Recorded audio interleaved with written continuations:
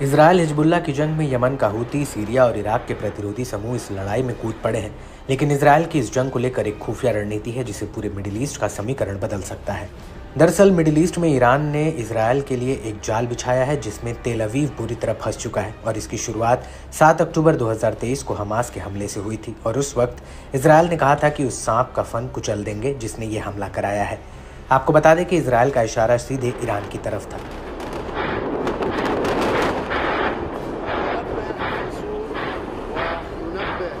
और इजरायल चाहता है कि इस युद्ध में ईरान कूदे जिससे नेतन्याहू को सीधे ईरान के परमाणु संयंत्रों को उड़ाने का मौका मिले। लेकिन अब ऐसा लग रहा है कि इजरायल की ये चाल कामयाब हो रही है, क्योंकि लेबनान में ईरानी दूतावास ने कहा कि आईडीएफ ने बेरूत में जो हमला किया है वो गेम चेंजिंग उकसावा है, जिसका नतीजा इजरायल को भुगतना पड़ेगा।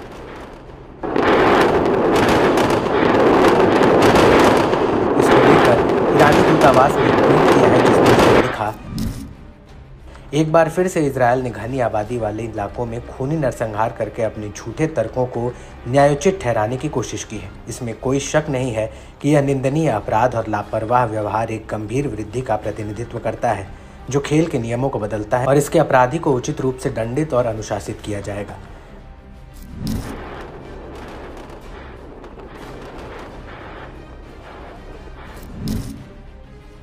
वहीं हिजबुल्लाह ने इन हमलों को लेकर कहा कि बेरूत के दक्षिणी उपनगरों में नागरिक भवनों में हथियारों या हथियारों के भंडार की मौजूदगी के बारे में इजरायली कब्जे के झूठे दावों का खंडन करता है।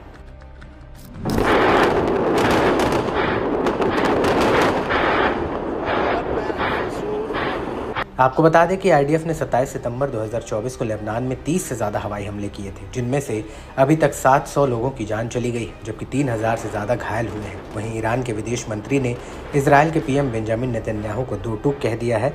ईरान के विदेश मंत्री अब्बास अराक्ची ने कहा, हम इजरायल के प्रधानमंत्री बेंजामिन नेतन्याहू की घृणित धमकियों की तीखी निंदा करते हैं, जिन्होंने संयुक्त राष्ट्र के संबोधन में चेतावनी दी थी कि उनका देश ईरान पर हमला करने में सक्षम है। यह ऐतिहासिक शर्म की बात है कि हाई प्रोफाइल हत्यारा संयुक्त राष्ट्र में आने और अपने घृणित झूठ और अन्य राज्यों पर आक्रमण करने और अधिक लोगों को मारने की अपमानजनक धमकियों के साथ महासभा को जहर देने की हिम्मत करता है।